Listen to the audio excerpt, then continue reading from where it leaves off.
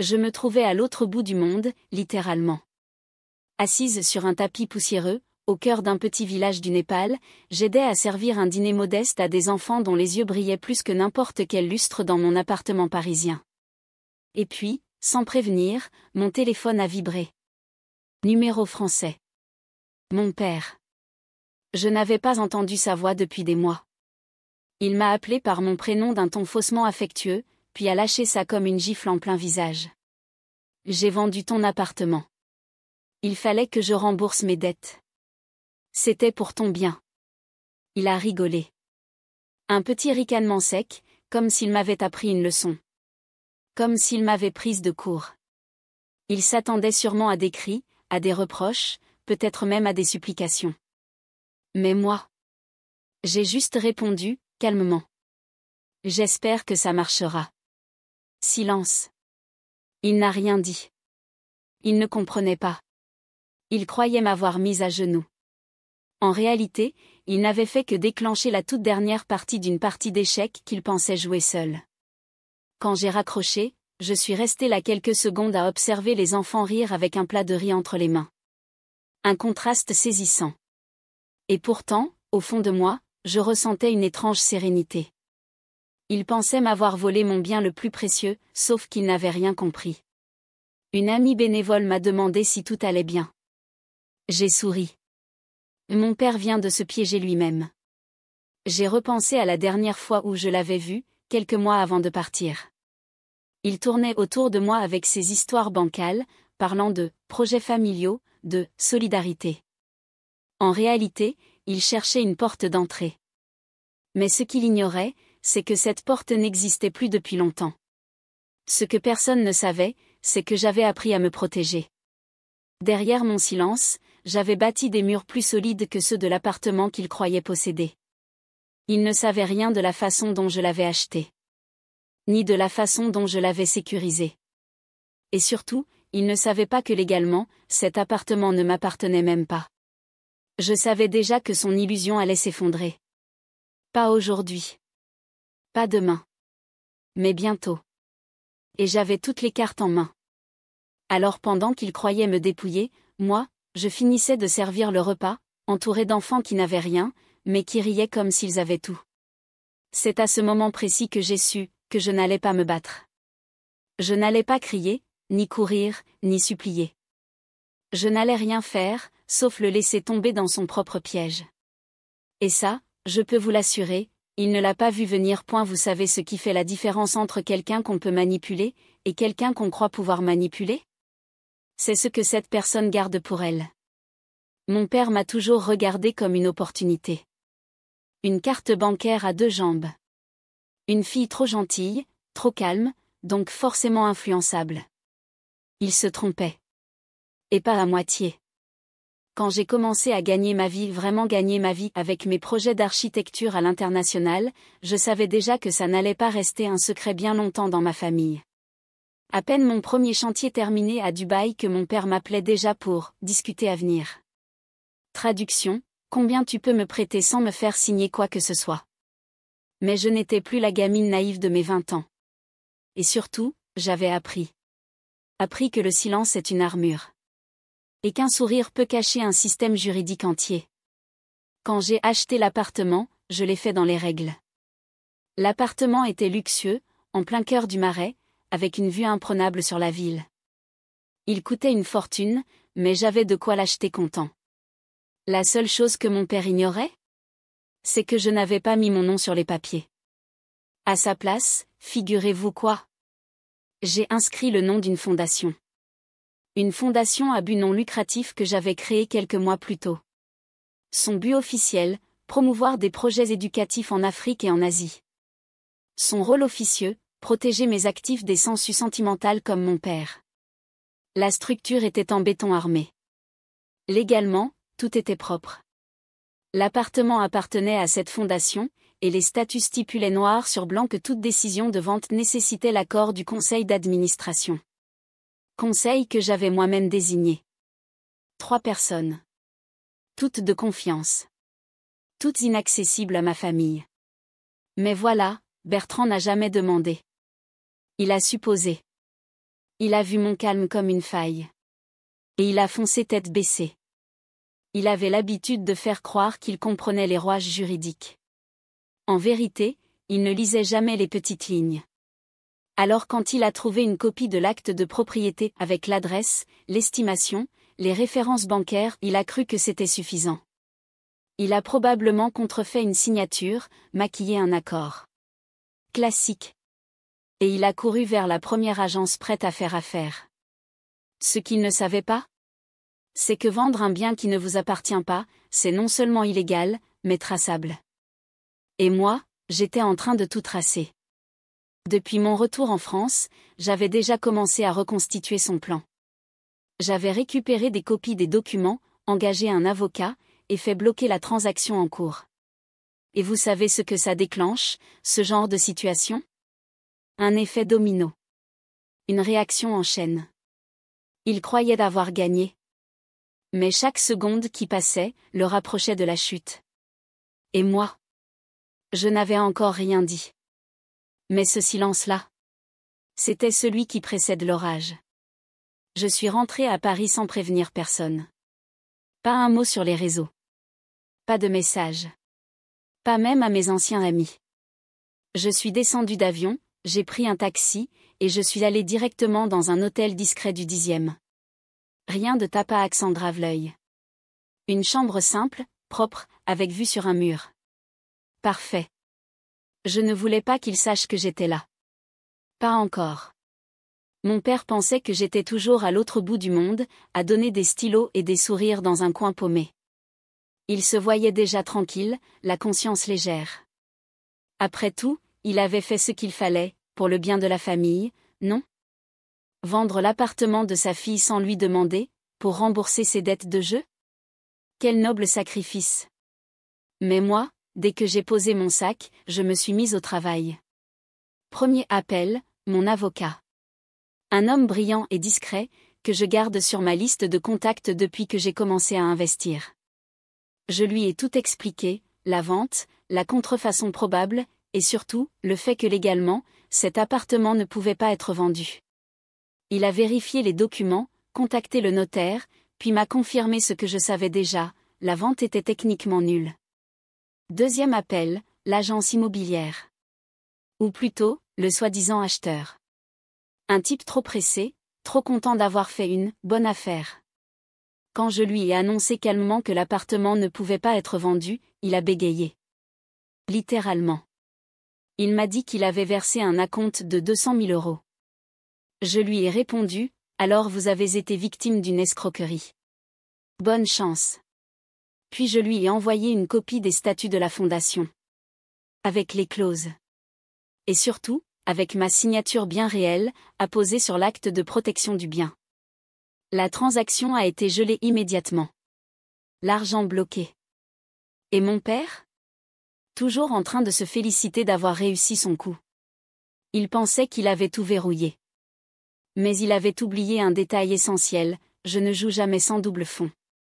Le soir même, je me suis rendu discrètement devant mon ancien immeuble.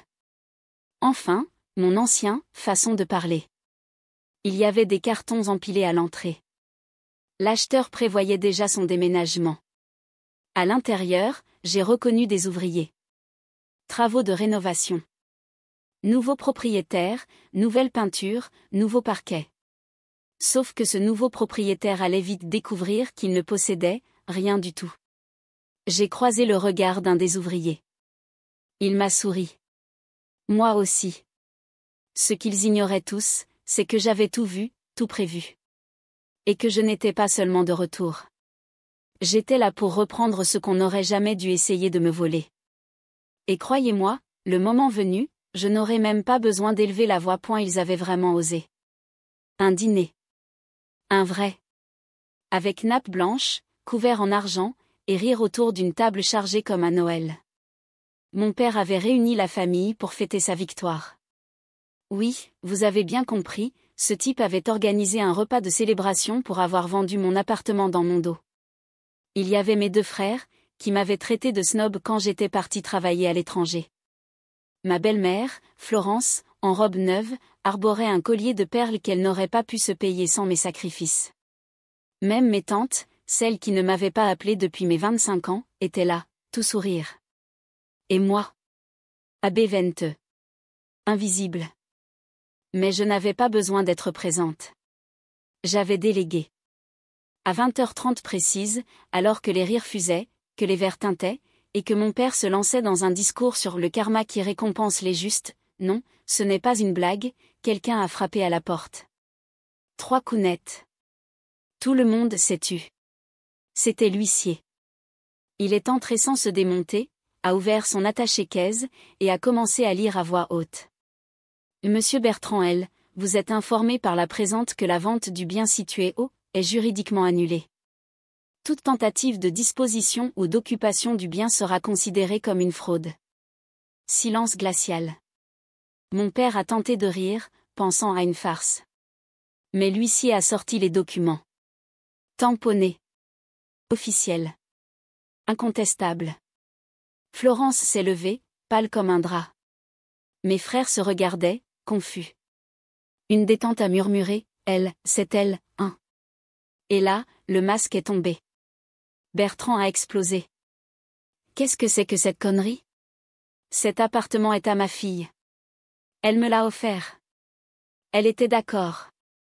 L'huissier, implacable, lui a tendu une copie des statuts de la fondation. Votre fille n'est pas propriétaire directe. Elle ne peut ni vendre, ni céder ce bien seul. Et d'après l'administration de ladite fondation, vous avez contrefait sa signature. Il a bégayé. S'est levé. A renversé son verre. Et moi, de mon côté, dans ma chambre d'hôtel, je recevais les notifications en temps réel. Mon avocat avait bien fait les choses, chaque action enclenchait une autre. Et tout tombait comme des dominos. J'ai regardé la scène sur mon téléphone, grâce à la caméra de sécurité discrètement installée dans l'entrée de l'appartement. Oui, celle qu'ils avaient oublié de désactiver. Et croyez-moi, voir leur visage se décomposer en direct. C'était mieux que n'importe quel dessert de ce foutu dîner. Mon père ne comprenait pas encore ce qui lui arrivait. Mais ce soir-là, il a eu un avant-goût de ce que c'est. De perdre une guerre qu'on n'a même pas compris qu'on avait déclenchée. Le lendemain matin, j'ai reçu exactement ce à quoi je m'attendais. 3 appels manqués de mon père. 2 messages vocaux de Florence. Et une série de SMS de mes frères, du genre. On peut parler? C'est pas ce que tu crois. Et mon préféré. Tu vas trop loin, tu vas regretter. Je les ai laissés tous en vue. Mais le plus beau moment? C'est quand j'ai reçu l'appel de mon grand frère, le plus méprisant de la bande. Celui qui, à chaque repas de famille, faisait des blagues sur mon travail humanitaire, comme si c'était un passe-temps inutile. Il a commencé par une tentative d'humour. Waouh, t'as vraiment retourné la table, hein? Je n'ai rien dit. Silence. Il a insisté. Bon, écoute, papa s'est un peu emporté, d'accord? Il a fait une erreur. Mais est-ce qu'on peut trouver une solution, ensemble? Une solution? Ensemble? Les mêmes qui m'ont rabaissé, qui ont vidé mon appartement en pensant que je ne reviendrais jamais, voulaient maintenant que je discute calmement. J'ai raccroché. Quelques heures plus tard, Florence s'est pointée au pied du foyer, oui, devant le bâtiment que je m'apprêtais à transformer, avec des lunettes de soleil surdimensionnées et une mine de veuve éplorée. Elle m'a supplié de ne pas briser la famille. Elle a même sorti les larmes. Et vous savez ce qu'elle a osé dire? Tu sais, tu ne comprendras jamais ce qu'un parent est prêt à faire pour protéger les siens. L'ironie? C'est qu'ils n'ont jamais protégé personne, sauf eux-mêmes. Je l'ai laissé parler pendant exactement 3 minutes. Puis je lui ai tendu une copie des statuts de la fondation, en silence. Elle les a pris comme si elle tenait une bombe. Et j'ai dit, doucement. C'est déjà terminé. Vous avez juste mis du temps à vous en rendre compte. Elle a baissé les yeux. Elle savait. Tout le monde savait maintenant. Qu'il n'y avait jamais eu de cadeau. Que l'appartement n'était pas un simple bien familial qu'on pouvait revendre comme un vieux bibelot. C'était un rempart. Une déclaration silencieuse. Et ce n'était que le début. Car pendant qu'ils pleurnichaient dans leur coin, moi je préparais la suite. Je ne voulais pas seulement reprendre ce qui m'appartenait, je voulais en faire quelque chose d'utile, de fort, de durable. Un endroit à l'opposé de ce que ma famille représentait. Un refuge pour celles qu'on n'avait jamais écoutées. Jamais protégées. Et la meilleure partie? C'est qu'ils allaient devoir regarder ça. Chaque jour. Passer devant ce lieu et savoir qu'ils avaient perdu bien plus qu'un appartement. Ils avaient perdu le droit de me définir. Et cette fois, ce n'était pas négociable. Je pensais qu'après ça, ils allaient enfin me laisser tranquille. Mais c'est mal connaître les gens comme eux.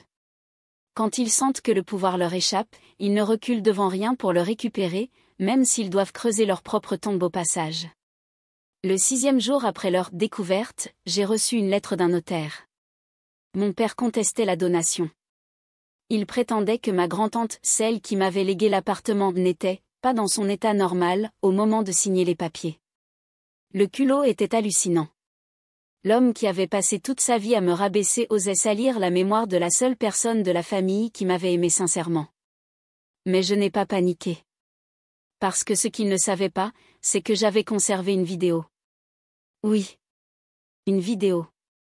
Celle où ma grand-tante, encore parfaitement lucide, expliquait pourquoi elle me léguait l'appartement. Elle disait, d'une voix calme mais ferme. Je donne cet appartement à ma nièce, parce que c'est la seule à m'avoir traité comme une personne et pas comme un portefeuille. Je l'ai envoyé au notaire. Avec un petit mot. Pour l'honneur. Pas pour l'argent. Quelques jours plus tard, c'est mon frère cadet qui m'a contacté. Pas pour s'excuser, non. Pour m'y proposer un arrangement. Tenez-vous bien, il voulait que je leur revende l'appartement, à prix cassé. Comme ça tout le monde est content, et on évite les tensions, disait-il. J'ai failli rire. Je lui ai répondu. Tu crois que je vais liquider le seul endroit où je me suis senti en sécurité pour calmer les gens qui m'ont rejeté? Silence. Puis il a raccroché. Mais ce qu'il n'avait toujours pas compris, c'est que l'appartement n'était qu'un symbole. Ce qui comptait vraiment, c'était ce que j'en faisais. Et ce que j'étais devenu malgré eux. Alors j'ai commencé les travaux. J'ai contacté une association de femmes en détresse. J'ai embauché une architecte engagée. Ensemble, on a redessiné les lieux, plus d'ouverture, plus de lumière, une salle commune, des chambres individuelles. Un vrai foyer. Et pendant que les ouvriers s'activaient, je recevais des messages d'inconnus. Certaines m'avaient reconnu sur les réseaux après que la vidéo de Florence devant le foyer avait fuité. D'autres m'écrivaient simplement pour dire « Tu parles pour nous ». À ce moment-là, j'ai compris que ma revanche n'avait jamais été une question de vengeance personnelle. C'était plus grand. Plus fort. Et ça ne faisait que commencer. Quand le chantier a été terminé, j'ai organisé une inauguration. Rien de tapageur. Juste une soirée sobre, avec des femmes que j'avais rencontrées au fil des mois, des bénévoles, et quelques journalistes indépendants qui avaient entendu parler du projet. Je ne voulais pas attirer l'attention, mais l'attention est venue toute seule. Ce soir-là, quelque chose s'est produit que je n'avais pas prévu. Ma mère est arrivée. Sans prévenir. Elle portait une robe trop élégante, le visage figé dans un masque de neutralité. Elle a balayé la pièce du regard, hésitante, avant de s'approcher de moi. Et elle m'a dit, d'une voix glaciale. « Tu aurais pu nous inviter. » Je l'ai regardé un long moment. Puis j'ai répondu, simplement. « Vous n'étiez pas concerné. » Elle a baissé les yeux. Et pour la première fois de ma vie, j'ai senti un déséquilibre. Comme si la puissance qu'elle avait toujours eue sur moi venait de s'effondrer. Elle n'était plus celle qui décidait de ma place. Elle était une étrangère dans un lieu que j'avais construit seule. Le lendemain, un article est paru. Titre: L'héritière invisible crée un refuge dans le silence de la bourgeoisie. Et d'un coup, toute ma famille a paniqué. Parce que leurs amis, leurs collègues, leur réseau, avaient vu l'article. Ils découvraient que la fille effacée était maintenant citée comme modèle d'engagement. Alors les tentatives ont recommencé. Des messages larmoyants. Des appels dégoulinants de pseudo-remords. On était perdu, on ne savait pas comment t'aider. Tu sais, ton père regrette. Tu devrais penser à reconstruire les liens. Mais moi, je voyais clair dans leur jeu. Ils ne cherchaient pas la réconciliation. Ils cherchaient la réhabilitation de leur image. Et c'est là que j'ai pris une décision symbolique. J'ai mis l'ancienne chambre d'amis, celle où j'avais dormi, gamine, quand ils me toléraient, à disposition pour une jeune maman victime de violences conjugales. Elle s'appelait Lina.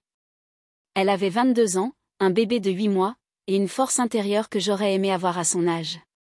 Lina est devenue la première résidente officielle du foyer. Ce soir-là, en la voyant poser ses sacs, son bébé dans les bras, j'ai compris que tout ce que j'avais vécu, le rejet, l'humiliation, la solitude servait à quelque chose. Je n'avais pas juste survécu. J'avais transformé la douleur en refuge. Et ce refuge, maintenant, portait mon nom. Quelques mois après l'ouverture du foyer, les choses ont commencé à changer à une vitesse que je n'aurais jamais imaginée. Ce lieu, que j'avais construit pour être discret, presque intime, est devenu un symbole. Des femmes venaient de toute la région. Les médias, sans cesse plus curieux, m'invitaient à parler. Et moi, qui avais longtemps gardé le silence, j'ai accepté. Une vidéo de mon témoignage a tourné sur les réseaux sociaux. Des millions de vues en quelques jours. Et là, ma famille a compris qu'ils ne pourraient plus faire comme si j'étais invisible. Premier événement, une invitation très calculée. Ma sœur m'a envoyé un message, l'air de rien. Papa veut organiser un dîner pour tous nous réunir. Il dit que ça lui ferait plaisir que tu sois là. Ce fameux dîner qu'on m'avait interdit des années plus tôt. J'ai lu le message plusieurs fois, et j'ai répondu. Il n'y aura pas de dîner. Pas cette fois. Silence radio. Ils n'ont pas insisté. Mais je savais que ce n'était que le début. Deuxième événement, la fausse repentance. Ma mère m'a appelé. Pour la première fois depuis des années, elle a laissé un long message vocal. Elle parlait de reconstruction, de famille, de valeurs partagées. Mais jamais, pas une seule fois, elle n'a dit pardon. Et ça, pour moi, voulait tout dire. Troisième événement, une tentative de récupération publique. Mon oncle, le même qui m'avait dit un jour que je n'étais pas faite pour réussir à organiser une collecte de fonds au nom de l'engagement familial pour les femmes. Et il a osé dire devant les caméras. Nous avons toujours soutenu les projets humanitaires. Mon sang n'a fait qu'un tour. Il voulait s'approprier ma lutte. Ma douleur. Ma revanche. Quatrième événement, la réaction du public. Mais cette fois, je n'étais plus seule. Les commentaires sous la vidéo de mon oncle étaient sans appel. C'est la même famille qui a coupé les ponts avec elle? Quelle hypocrisie! Qu'il s'excuse publiquement au lieu de s'en servir pour briller. Je n'avais rien eu besoin de dire. Les gens avaient vu. Compris. Cinquième événement, un dernier message, cette fois sincère. Ma petite cousine, qui n'avait jamais vraiment été mêlée à tout ça, m'a écrit. Un message simple. Elle disait. Je n'ai pas compris à l'époque. Mais je t'ai vu aujourd'hui. Et tu m'as inspiré. Tu m'as donné envie d'être différente d'eux. Et ça, c'était le plus beau retour. Parce que parfois, on ne reconstruit pas une famille entière. Mais on plante une nouvelle graine. Une génération différente. Conclusion du chapitre. Ce jour-là, j'ai réalisé que ma revanche n'était pas un cri. C'était un silence solide. Une présence que personne ne pouvait plus ignorer. Et quoi qu'ils fassent désormais, ils devront vivre avec cette réalité. Ils m'ont rejetée. Mais je suis celle que tout le monde écoute.